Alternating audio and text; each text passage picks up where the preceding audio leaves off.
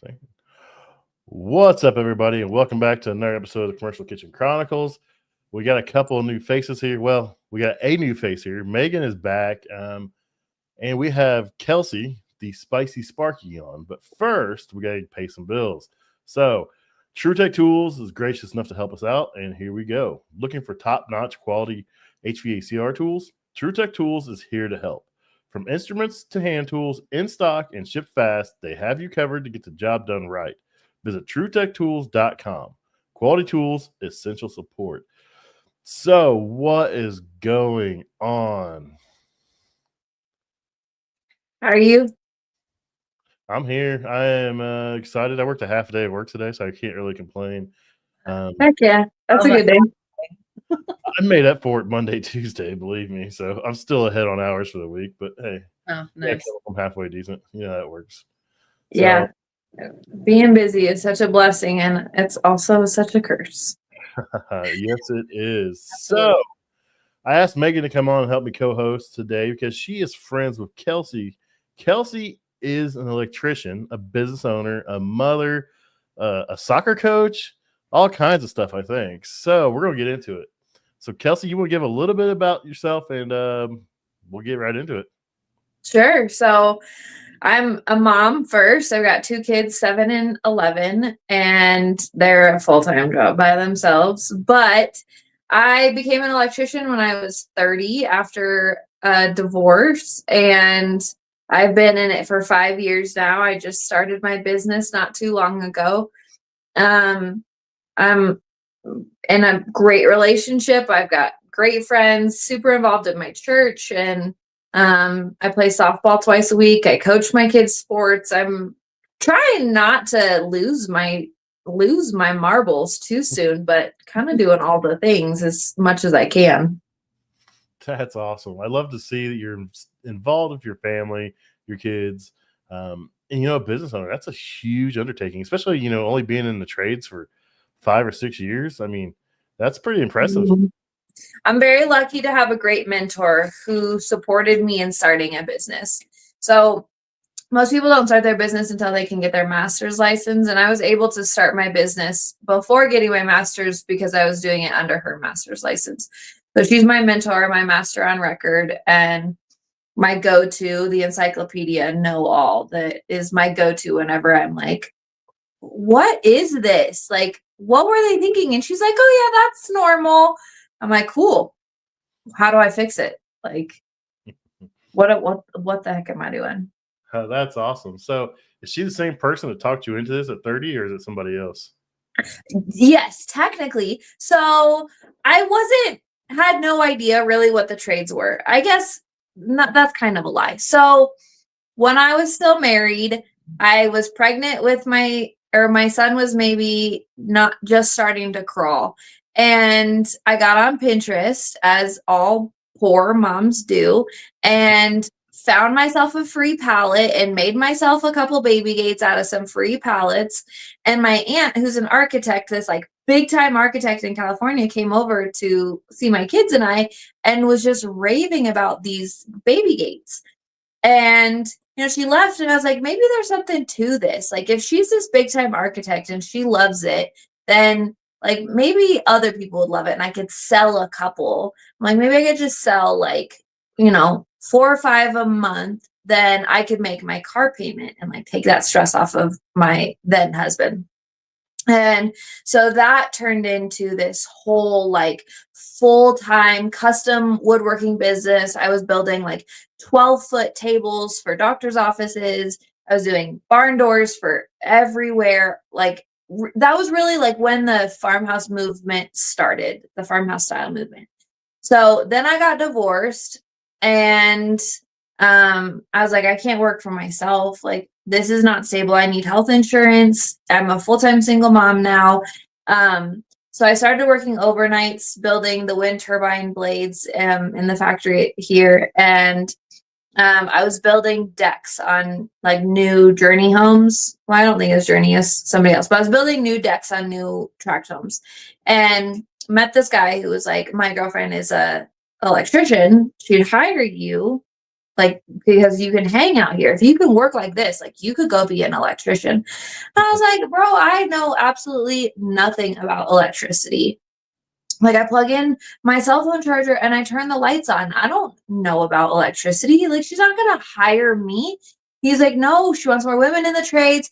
She'd hire you just because you're a girl. And I was like, I'm pretty sure that's illegal. And he's like, just call her. So I sat on it a couple days and finally I was like, fuck it. Like, I'll just call her. I'll see what this is about. So I called her and she's like, what? Just come do a working interview. And so I went and worked a day for her. We were doing this little remodel in town. And she basically made fun of me all day for how bad I used strippers because I had no idea what I was doing. She showed me blueprints and explained circuitry on, you know, the Idiot's 101 Guide to Electricity. And I was like, I freaking love this. I freaking love this. It makes so much sense to me. And she's like, okay, like, do you want to start tomorrow? I was like, I'll start the next day so I can get a babysitter, but heck yeah, I want to do this forever. And so I ended up working for her for about a year. And then I went and did oil and gas. And then I went and did water and wastewater treatment facilities. And then I came back to residential. But she did end up being my roommate. Right. And so she moved to Pennsylvania and is starting up a trade school there for an electrical trade school. And she's my master on record. So yes, she's the one who got me drinking the Kool-Aid and is the one that also got me drinking the business owner Kool-Aid. But it's been the best thing that's ever happened to me. Hands down. Best thing that's ever happened to me. That's an awesome story. Yeah. It's cool to see that, you know, you get that working interview and you just loved it. I had I think it's such a great idea. Oh, I wish more companies did it. I tell everybody, like, if you get a chance to try something before you go to a trade school or you do anything in it, try it before you buy it, because there's buyer's remorse in all different industries. And if you can spend a couple of days figuring it out, go for it. Well, you think about going into a job interview, they ask you, do you think that you're capable of doing this? And you're like, I don't know, but I'll try it. Like, I'll do anything once, but I can't tell you if I'm going to know how to do, like, if I'm going to do something that I've never done before. But if you go and you work a day and then you're like, yeah, like, I could see myself doing this. I actually really like it. Like, I liked the atmosphere that I'm going to work in. This is the culture I want to be in. You're probably not going to have people quitting after a couple of weeks. You're probably going to have people that are like dedicated a little bit more to your team because they're like, yeah, actually, like, this is a cool crew. I could totally see myself being here. And they're excited about, and they're going to want to work for you because they actually understand what they're working towards. Yeah, we do a ride along for people if they want to do a ride along, before they get involved, especially green people have no idea what they're getting into in the commercial kitchen space. So yeah, it fully makes sense. That's cool. I do think more ride-alongs need to happen because the amount of people we've seen, get stuck on a ladder, can't get on the roof, and you just pay through trade school, and you can't get off the ladder. This is going to be rough for you. Now people are like, this is way harder work than I thought it was going to be, and it's just like, it's the trades. You got to be smart enough to be here and dumb enough to get through the day, and if you're not both, you're not going to make it. That's very true. And dealing with the elements, the weather. Yeah. Mm-hmm. If you're on a big crew, you better have thick skin because there's going to be a lot of people talking crap all day long. That's what I miss about being an electrician and being on job sites. There was never a dull moment. If you're bored, you started a fight with somebody, you started calling people names. We used to we used the solid metal staples, not the ones with the white plastic. And we catch someone not paying attention and we throw the staples and it'd stick in their skin and be hanging out of them. We were menaces when I was an electrician. Dude, I've had my bag stapled to the ground or to the TJs so many times. I miss it too. I do love homeowners. I love the value that I get to give homeowners. It's really fulfilling for me, but I miss being on a crew. I miss the camaraderie and the borderline HR moments all day long. Oh, they were way past borderline when I was doing it 20 years ago. I'm sure. Well, look, I'm trying not to sell anybody, on the river. But yeah, there's a few times that I'd be like filming a TikTok and in the background I'd be like, I can't use this now. Y'all are groping each other in the background of my video. Like, what are you doing? We would be in a neighborhood doing a finish out on the house, and like if there's another crew doing a rough end, we'd wait till they go to lunch. We go steal all their ladders, or we screw them all. We were just like, if you were in the same neighborhood, you better leave someone behind for lunch because your stuff doesn't get messed with. We stole guys' wire. We do all kinds of stuff, man. And they had to come find us and get it back. That's funny. Yeah, one of the first things Michelle ever told me when I got into the trades was get witty or get tough. Mm-hmm. I like to think that I'm a little bit of both. I am the HR problem, 100%. The one thing that I learned, and I tell any woman that's getting into the trade, is get weird. Like, because men are not going to bother you if you're willing to get weirder than them. Because they're going to be like, that chick is feral and I'm not going to mess with that. Right? But if you're like, yeah, you could be witty, you could be tough, but there's going to be men that are still like just a piece of it. Like they're just a piece of work. Right? Mm-hmm. So the best thing that you can do is just be weird. Mm-hmm. Like if they're weird, get weirder. Yep. Out weirder. Like, that's great. It's the way you make it. And it's how I ended up in HR. I got called. Somebody was like sexually harassing me, spreading rumors about me. So then I just spread a rumor in return. And it was worse and it was weirder. And he got offended by that. And I was like, well, you started it. And then he was like, this is harassment. I'm calling HR. And I was like, okay.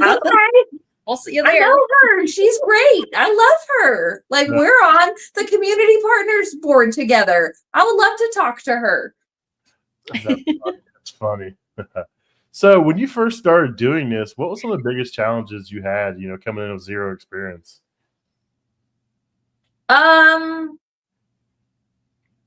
For electrical, I'm great at math, but there's something about the calculations that throws me off. That's probably, but like, I'm willing to work hard. I didn't struggle with that. I struggled with balancing mom life, but I also started right before COVID hit. Like I started in May and then it was that August, that fall that COVID hit. So I was trying to balance being a first year, being a full-time single mom and having kids at home that needed to practically be homeschooled. So for me, that was the hardest balance was balancing work and life and making $16 an hour with 2 kids. Like you make garbage money as a first year. Really, like your first 3 years are garbage money, but. So you didn't go the union route then, did you? I didn't go union, no. I didn't really know what the union was until probably my 3rd year. And then I started hearing about it. And I've heard that the union here in Colorado is really crummy. Like I haven't heard any good things about it. And it's just also not that prevalent. I think like Sturgeon that does the roadways is union. And then I think there's maybe 1 or 2 other companies, but there's really not that many union halls for electrical here. Nice.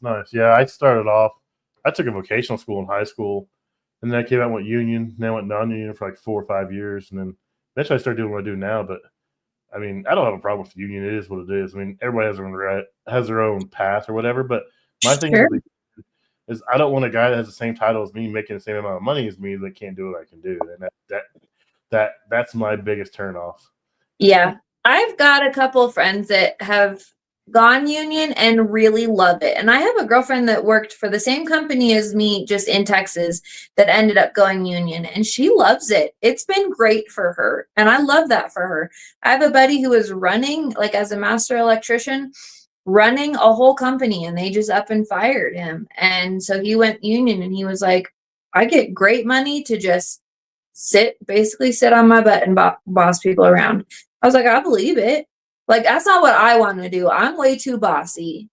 Like, I'm the kind of person that if you let me into a situation, I'm running it. And I don't have to know much about it to be bossing people around. Like, you're not going to know that I don't know what the fuck I'm talking about because I'm running it. So I don't think I could go union. I think I would struggle. I would struggle with that too. Like, I need to know that it's going to get done to the best of its ability, and the end product's going to be better than expected. My standards are too high to just be like good enough for the girls I run with. Like, I can't work that way. Same. Nice. So you knew early on, in your venture in electrical that this was for you. When did you realize or start thinking about, hey, maybe I want to own my own business? Like the month before I owned my own business. I was gonna say it was earlier this year, a couple months ago. It really was though. Like, so for me, it was, I was doing side work. So when I was doing oil and gas, I was working 14-hour days, 6 days a week. It was not for the faint of heart, and then I had an issue with my babysitter quitting, and I took a week off to figure my life out. Like, what am I going to do? I need a wife, essentially. But like, we all do. As much as I would love to roll that way, I don't roll that way. So it just doesn't work out that way. And I don't know many men that are like, yeah, I'll be a stay-at-home husband. Like, that didn't work out either. I Googled it at one point in time, but yeah. So the company that I left before I started going on my own called me, and I started working for them. But I was still doing side work. I jumped on Thumbtack when it was brand new and still affordable.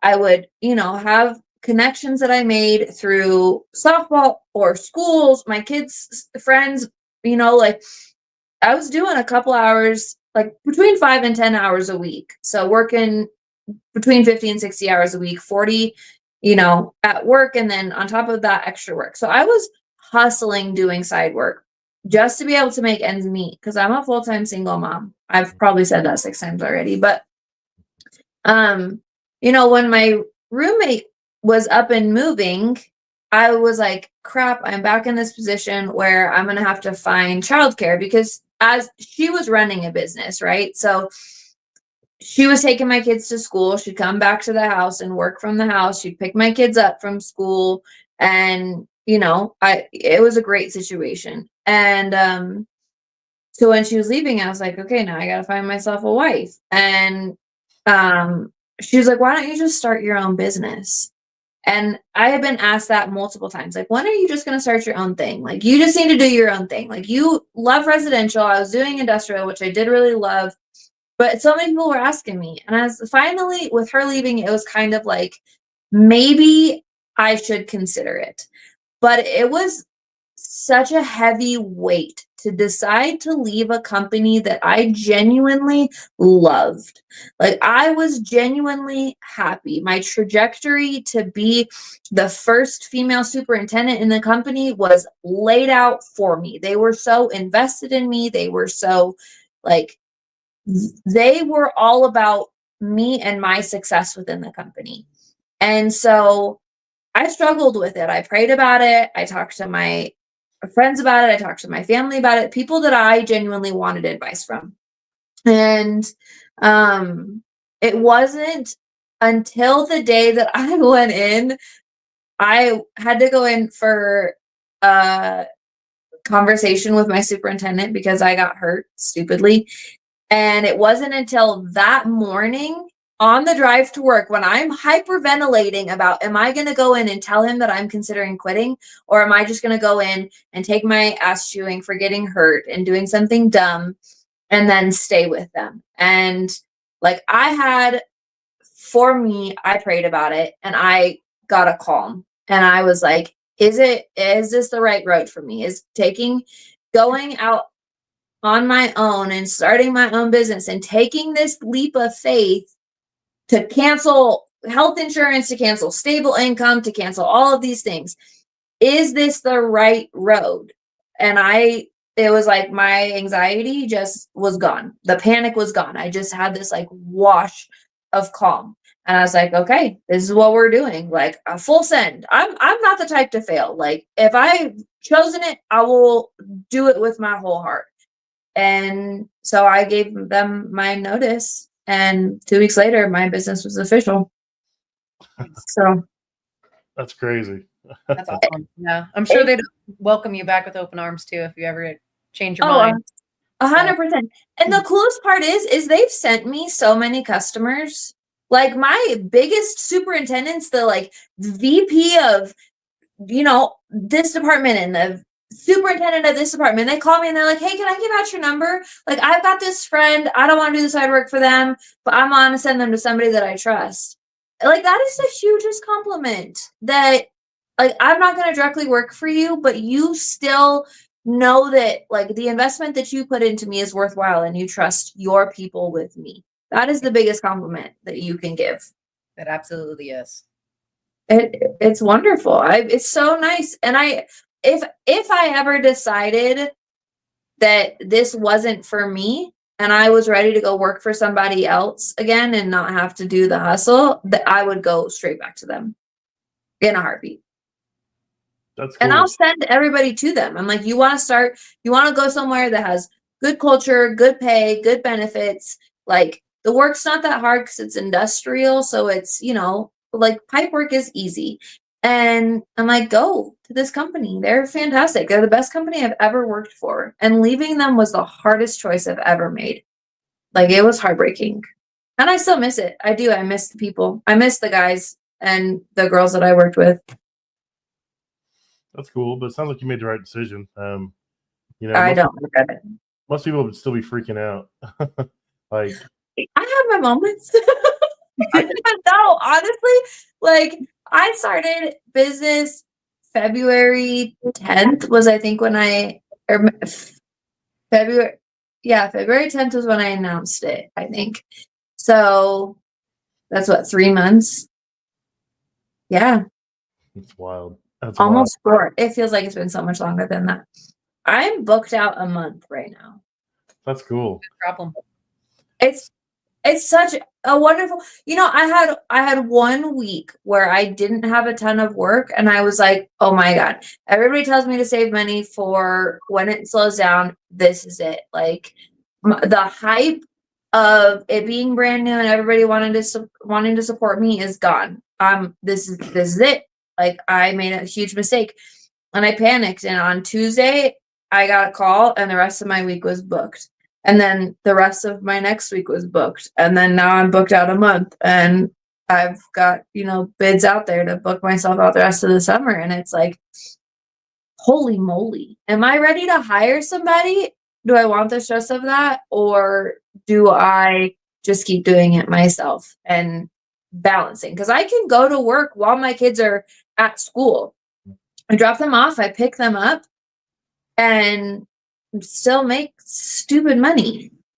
So like, where do I want to go with it is where I'm at right now, which is such a beautiful place to be.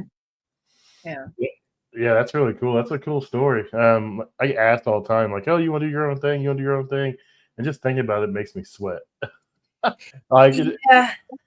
I said no up until the day I said yes. I'm the same way. I say no. I'm like, no, I got it pretty made right now. I got to do some cool stuff, and I get people support me. And I've never had. I mean, I've thought about doing it. I've never been a big side work guy. I help a buddy out that owns a bar. And pretty much any money I make, my wife drinks or eats it while I'm fixing something. So it just goes right back into the bar. So I'm not out here doing side work or anything like that. And there's days I think like, oh, being a business owner would be cool, but then. It's so much stress, though. Yeah, some days I'm like, I don't know if I want to do that, man. My checks, and I get to do what I want. So, because even in our group chat, because we have a Treaty Colorado baddie group here, and I was like, Kelsey, don't do it, don't do it. It's so much stress. And you did too. And I was like, Megan, I was sweating bullets for a month before that. I was like, I'm gonna do it. No, I'm not. I'm freaking out. It was like from minute to minute. My poor boyfriend literally listened to me have an existential crisis every single day for a month. And he was like, I got us, right? Because my boyfriend's an electrician as well. And so he was like, I've got us. Yeah. Like, if you fail, it's cool. I got it. And I'm like, no, that's not going to happen. I'm not going to fail, but thank you. Like, I was like, thank you for having my back. And now he's over here like, I got a sugar mama. But that's huge, though, having a supportive partner who is willing to take the risk with you for you to do this. Like, that's huge. Oh, sure. Honestly, if he hadn't said that, I probably would have never even considered it. But the fact that I knew that I had a fallback plan and I trust him 100% gave me the confidence to be like, yeah, fuck it, let's do it. Yeah. Like, I hope you can, keep up with my tastes. I'm kind of expensive. Not really. I'm bougie on a budget. So what's one lesson you've learned since you became your own boss?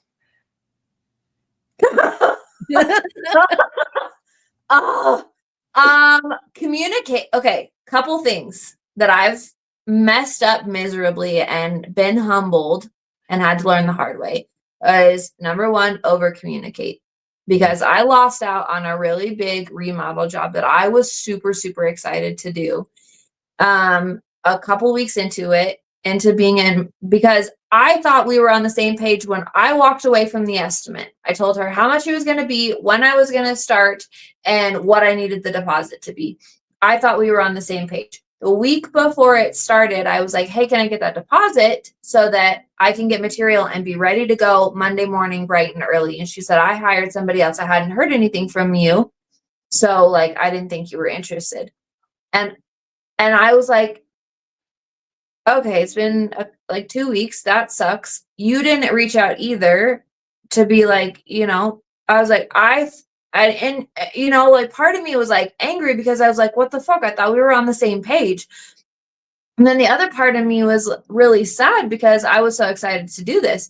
And then, you just have to sit back and take that humble pie and eat that humble pie and learn that lesson of like, I should have checked in with her and said, what do you need from me?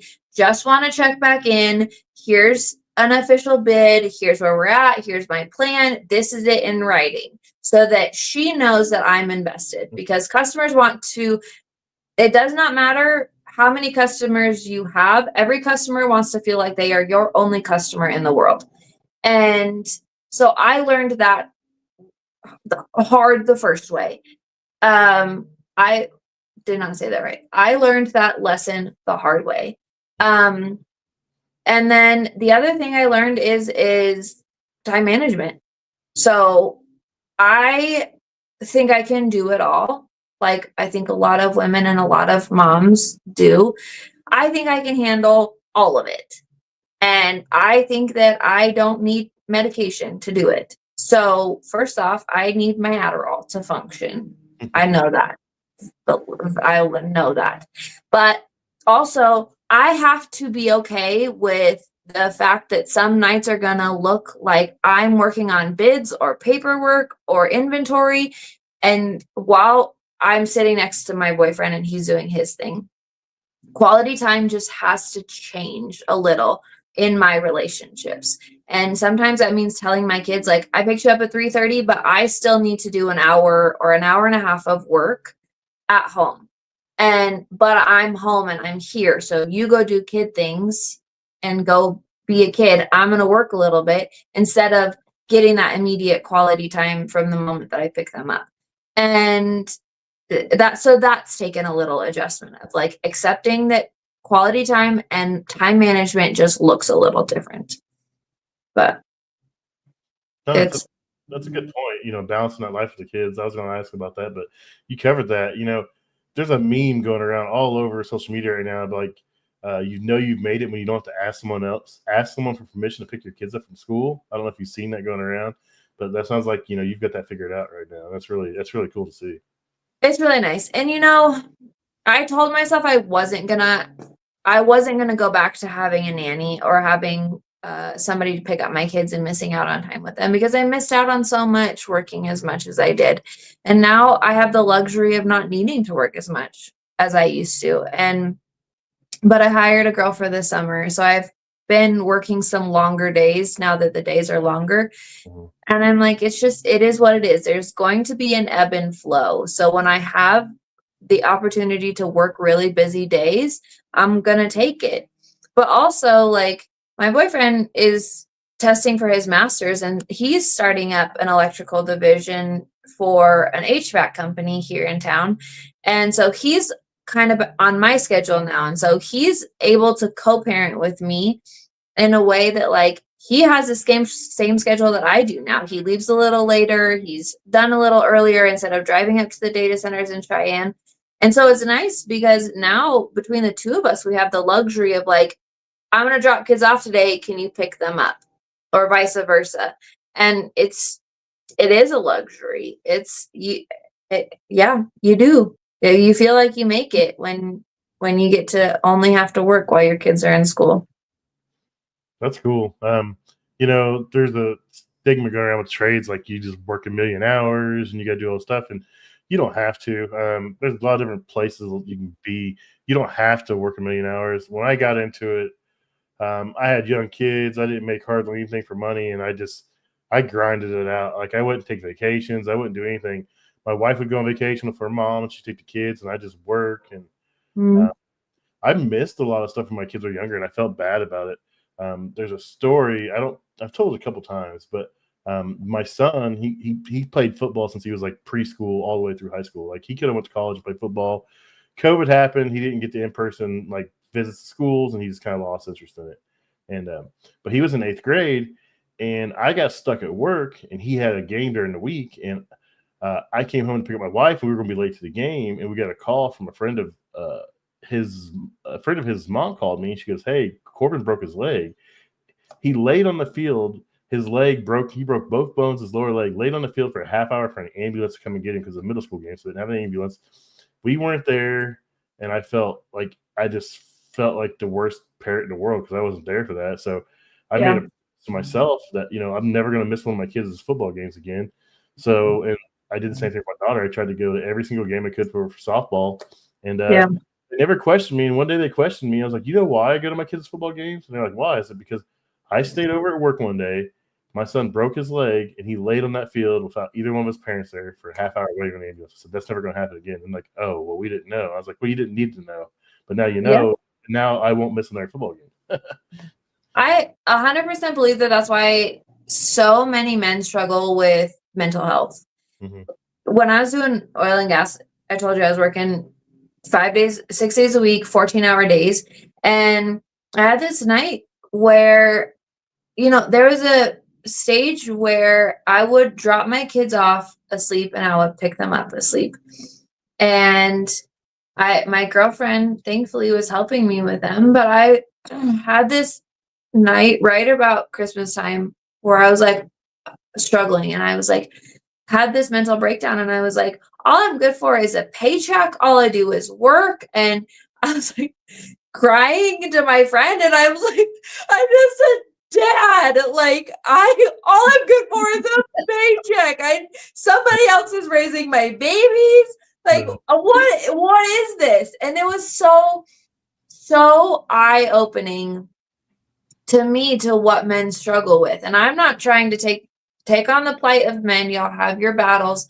But it was very eye-opening in the fact of, I understood men in the trades and why they're so depressed, because they're not included in the family aspect of life, because so many people believe that you have to work 80 hours a week to make it work.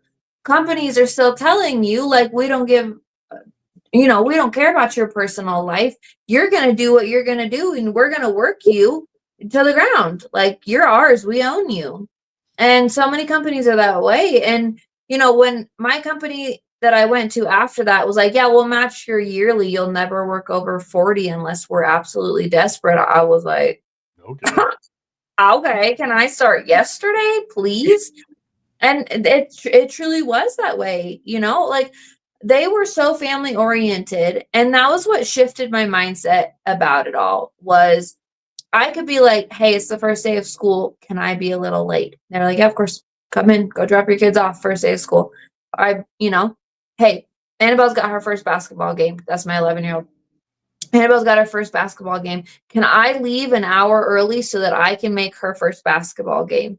They were like, yeah, tell us what nights they are and what time the games are, and you can leave early for every game. And it was like, they knew that my priority was being a mom, and keeping me working hard for them meant allowing me to be a mom. And I never took advantage of it. And it was, like I would intentionally schedule all the doctor's visits on one day. So I had to take one day off every couple months, or every, maybe twice a year, to just do dentist visits and doctor's visits and, whatever else comes up. But when it came down to it, like, I busted my ass for them. That way, when it came down to it, and it was like, I got a call out today, both my kids are home puking, or we got the fever, or whatever else, they're like, yeah, of course, like, we understand, I work hard for them, and then in return, they supported me. And I wish more companies were like that. I wish more parents had the support. And I think that's one of the biggest things that women are starting to change the conversation about in this trades, is because we are, like, a lot of these guys have wives who handle everything. But now the women are coming in and they're like, no, I'm handling all of it. I am both mom and dad, and I'm out here next to these dudes. So some things got to change. And they're changing the conversation. And I'm hoping that allows men to be dads more often, because they work themselves into oblivion. Like, I think a lot of it, though, the dad self-inflicted. Like, it's self-imposed. I know mine was. I just tried to make as much money as possible because I wanted to do things. I wanted my kids to have more than me. And I just felt like my path to do that was just to work 14, 16-hour days every day, try to work every weekend. And eventually I finally figured it out. But, some guys never figure it out. They just get stuck in that circle, and then they get addicted to that overtime. And it's just one thing after another. Yeah. Well, that, or they don't have partners that respect it. And so their partners are spending all that overtime money and not ever allowing them to be able to take a breath. I know so many women who are just like, that overtime money is mine. And I'm like, no, girl, like, when are you going to let your man rest? That's crazy.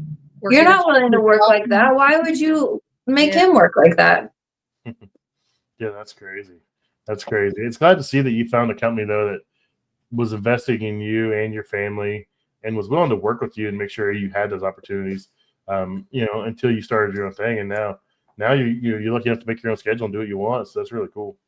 I'm really blessed. I've been very blessed. Oil and gas was hard. They were not family friendly. It was not a woman's world out there. I was the only woman who made it more than 2 weeks at that company, and I made it almost 2 years. And, towards the end, I got pushed out, and it ended up working out better that way. And I'm glad that it did, because I got opportunities that were way bigger. But like, I do wish that more people would understand that you don't have to kill yourself to make it. And I tell people, like, if you're not happy, if this isn't serving you, leave. Because there are companies that are going to be a better opportunity, that are going to respect you and value you and pay you better, and going to give you that opportunity to be a dad or be a person. Like, go have a hobby. And if it's not serving you, leave. There's hundreds of companies, and you have a skill that is in high demand. Like, don't sit and wallow. Go get another job. It's not that crazy to consider. Especially here in Colorado. Like, we are so short-staffed when it comes to skilled trades. Like, I tell you all the time, I wish you were closer to Denver so I could drag you into some of these facilities that are complete electrical shit shows. Girl, I tell you all the time, I'll come down there. Yeah, I don't want you to come. Seriously, next week I'm down in like Bellevue and Commerce City and oh dang, you are coming far. Inglewood and Boulder. That's my week next week. Nice. I don't always have to have weeks like that, right? Like, I have a ton of work in Fort Collins and Loveland and Greeley. I'm very blessed to be able to stick local to here. But I'm also not gonna niche the Northern Colorado area and like not service Denver. Like, that's just dumb. It's all within an hour of me living in Greeley. It's nice because I kind of am right in the middle. So Fort Collins, Wellington, all the way down to Denver, Cheyenne, like, it's not that hard for me to run out that way. Nice. I'm gonna have to start giving out your name then. So get ready for some messes. Hey, people think it's so weird when I'm like, pimp me out, but I seriously mean it. Like, I don't want to have to pay for marketing. So please share my information. Pimp me out. The worst I say is no, and I have resources to find somebody else. But but it's like I would much rather be shared professionally than for people to be like to decide for me that I can't do it. I mean, I'm not gonna go change a light bulb down in Denver, but there's some good jobs. I'd be like, heck yeah, I'll go do that job. That's a great opportunity. I've heard horror stories from Megan about electricians not understanding three-phase or how to use a meter. I'm like, oh boy. Yeah, when they have to borrow my meter or I have to send them a video on how to do their job. Like, nope, that's your breaker, bud. Like, I am not willing to look like I don't know what I'm talking about. So I will be inside the unit Googling what the fuck am I doing before I ever admit that I don't know what I'm talking about. But it does blow my mind how many of these old guys don't know how to do three-way switches. Yeah. You'll get that, Pat. Oh, I know three-way switch. I understand them perfectly fine. But you know what I'm talking about. There's some of these old timers that are like, I've been doing this 15 years. And I'm like, hey, can you wire up that three-way, four-way? And they're like, no. I'm like, why? And they're like, ugh. He's a wire puller. That's it. I'm like, what are you talking about? You don't understand a three-way switch. Get out of here. I don't miss it. I don't miss it some days. Yeah. So I know. I'm like, you're lucky you're strong because that's about all you're good for. Do you think your kids are gonna want to get into being electricians or? My son has decided that he wants to be an engineer. He wants to be an aerospace engineer. He went to a STEM school for kindergarten, and this kid is a whiz. Funny story. He's 7. I swear he has ADHD like I do because this boy is squirrely, but he's all boy. Okay. So I go outside and he's supposed to be picking up dog poop and go outside. And he has dropped trowel and he's in the middle of taking a poop in my backyard. And I was like, what are you doing? And he was like, I let it go so bad. Like, I couldn't make it. And I was like, we don't poop in the backyard. Okay. Not even a week later, we're sitting at school and he's getting an award for having the highest math scores in all of first grade. And his teacher was like, this kid is so smart.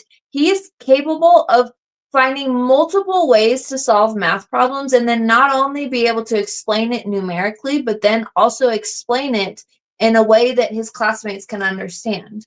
And I was like, this is not the same kid that just took a shit in my backyard last week. There's no possible way. So the chances that he makes it in the trades, real high. But he wants to be an aerospace engineer. My daughter, on the other hand, she's talked about being an electrician. She loves helping me do electrical work. But I don't know. She's tough. She's my mini-me to a T. Nice. She talks shit better than some grown men, which is such a blessing. Ready for the trades. She's going to kill it. So you do some mentor and some trade school stuff. You want to get into a little bit about that and how you got involved in that kind of stuff? Yeah. So IEC is the school here, and I was nominated to be the ice princess on the float in the Parade of Lights. And through that, it was through that I connected with them as far as like, they have a high school program where they bring in high school kids or people, kind of troubled youth that they are trying to get into the trade. So they do like a career fair type situation where they have a couple nights where they do like a pipe bending lab and a switching lab, and they do a night where they learn about electricity, and it's kind of this like couple week long program that they do. And so they ask for volunteers, and so I started volunteering doing that, and I loved it. I think it's so cool.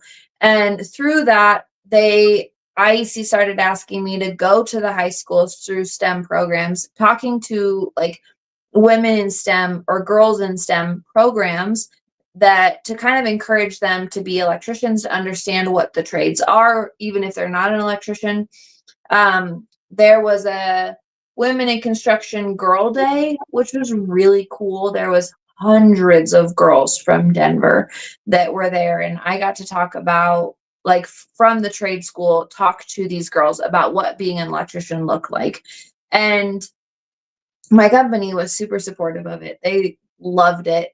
You know, they loved being able to brag about it. But it allowed me to go talk to these girls about what it looked like to be a woman in the trades, because having my TikTok platform kind of puts you in the forefront of being the spokesman for that.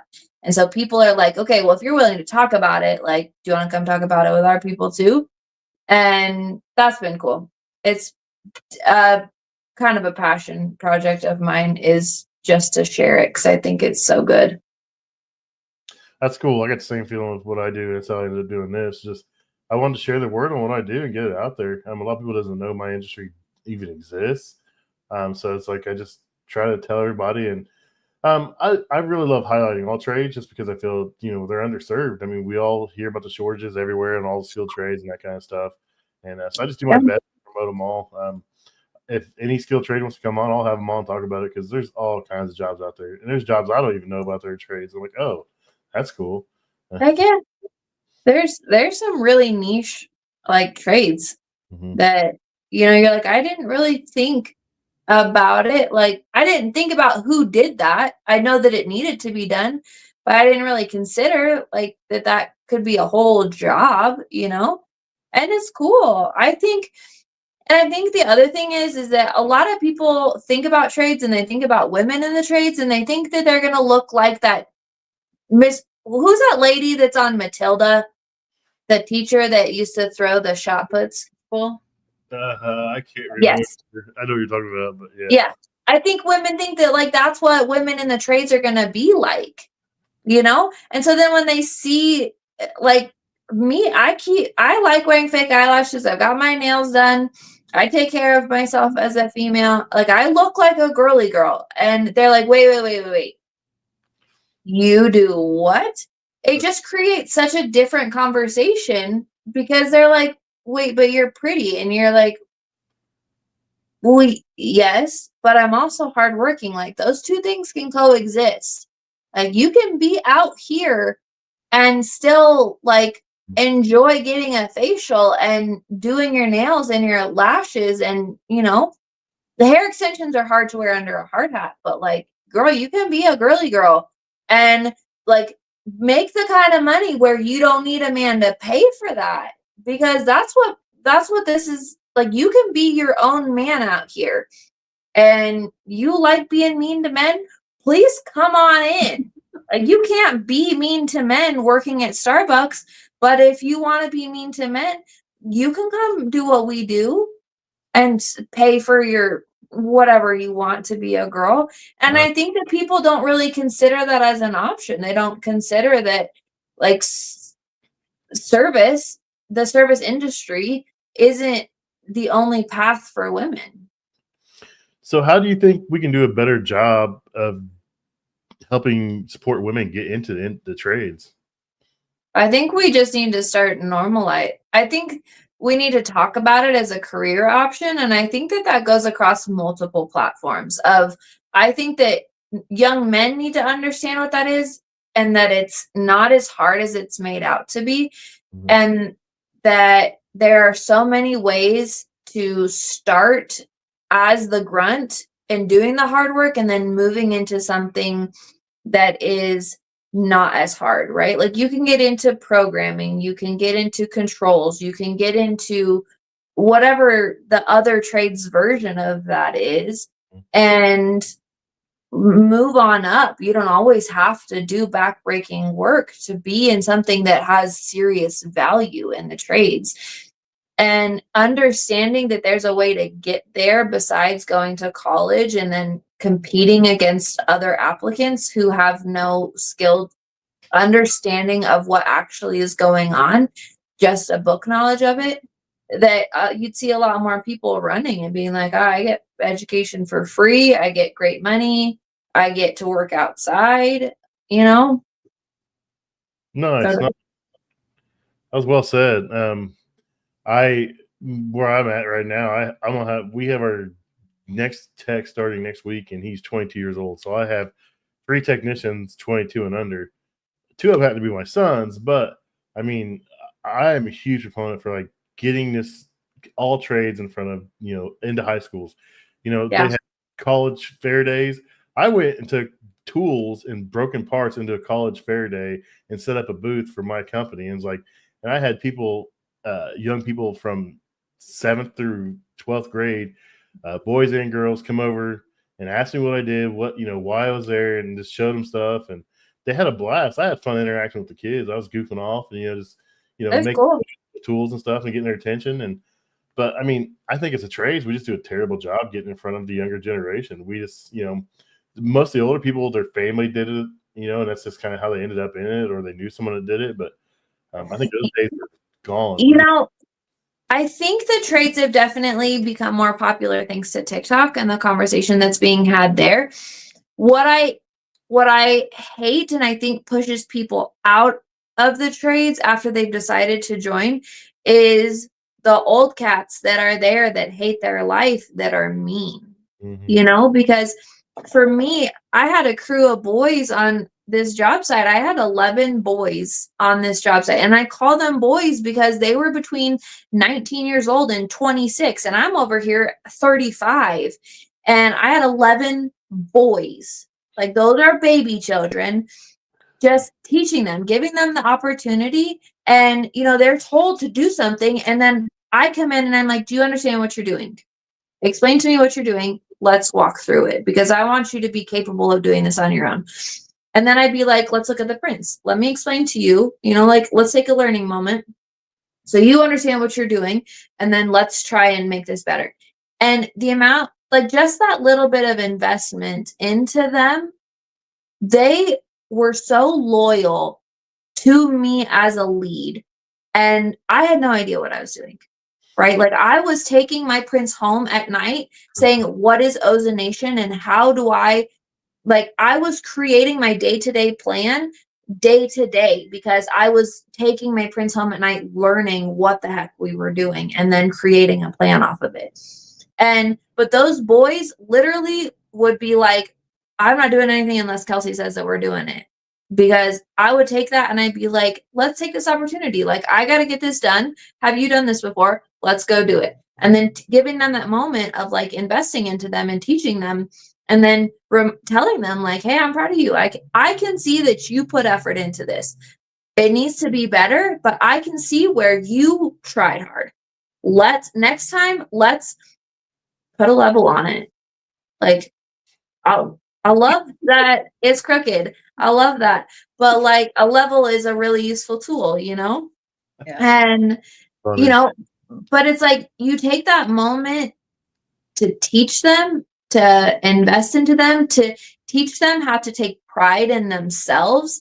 And then they blossom, because you see a lot of these kids coming in and they don't really know how to take pride in themselves. They don't understand. We're in a generation of kids that grew up on phones that don't know how to connect with people or themselves. They don't know how to take pride in themselves. They don't know how to give a shit about anything other than the technology that's immediately gratifying in front of them. But showing them how to be proud of themselves by the craftsmanship that they create through their own workmanship creates apprentices that are going to stay in the trade, and then create apprentices after them that are going to stay in the trade. And these old timers are angry because they were brought up being told to just shut up and do what they're told by guys who didn't know what they were doing, that just followed the system. And I loved having boys that learned how to think for themselves, because then they're going to come up with a plan and they're going to be able to problem solve on their own, which means that I might have to invest a little more time in them now, but they're going to be a whole lot more self-sufficient in 6 months. And that means a whole lot less babysitting. And I can have more people on my crew that are going to be educated properly and function properly and do better. And I wish that these old timers would get out of their heads and see that if they treated people right and they invested a little extra time into the kids that are working for them, those kids are going to be a whole lot harder working, and they're not going to have anything to complain about anymore. And we're not going to have these kids leaving after 6 months. I think you're exactly right, because there's a lot of gatekeeping in our industry where it's like, oh, go figure it out, fail on your own. Like, when you could literally walk somebody through the situation, educate them, and they'll understand it for next time, and probably won't forget that lesson if you communicate well. And like you said, give them some compliments in there. Tell them, like, I see that you did this. This was great. Let's try this next time, Right? I mean, you ask those old timers, you're like, would you be okay with me teaching your kid that way? Every single one of them say no. Every single one of them is like, no, I wouldn't let you talk to my kid that way. I'm like, then why do you talk to that kid that way? This is your work child. I don't care if you're not blood related. This is family here. Like, this job site is family. You spend more time with this kid than you spend your own children. Treat him like you care about him. Treat him like he is your reputation that is left after you, because who he learned from and who he tells people he learned from is your reputation.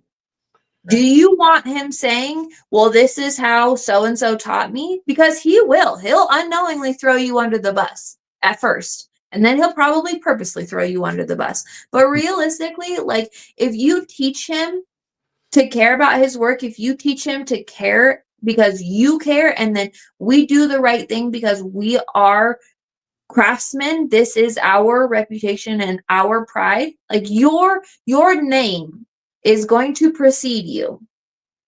If your name doesn't come with a high level of skill and the give a fuck, essentially, then nobody's going to want you around. So how you train your apprentice is going to be the exact same way. Because that kid's going to either brag about you or shit on you. You tell me what you want. And that changes their attitude real fast. Well, the same guys that are gatekeeping information are doing that are the same guys that say, well, these kids just don't want to learn. I mean, it's because you're not willing to invest in them. You're just, being grouchy, or, oh, they'll figure it out. I mean, spend a little time to explain to them, and they're going to be your best friend. They're going to do anything for you. Like you said, you spent the time to teach those guys how to do something, and they do anything for you after that moment, because they know you were invested in them, and they're going to invest right back in you.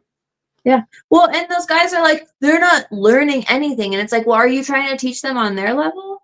Mm-hmm. Like, you're expecting them to know what you know and teach them in a way that, like, is not the way that these kids learn. Like, yeah, these kids are softer. But they're also a whole lot more aware. Mm-hmm. And they're shockingly great at problem solving once you give them a few tools. And they're probably going to come up with ideas and voice those opinions. They're not the sit down, shut up type that, like, our dads are, they just shut their mouth and do what they're told. They're not like that. They're going to ask why. They're going to want to know why. And you're going to have to be good at your job to be able to teach these kids what they're doing, because they're going to want to know why. You have to have a service mindset to be able to have a good apprentice. And a lot of these guys don't. They can't problem solve for shit, so they can't teach for shit. That's a great way to put it. If you could tell your younger self one thing, what would it be? It's all worth it. It's all worth it. No.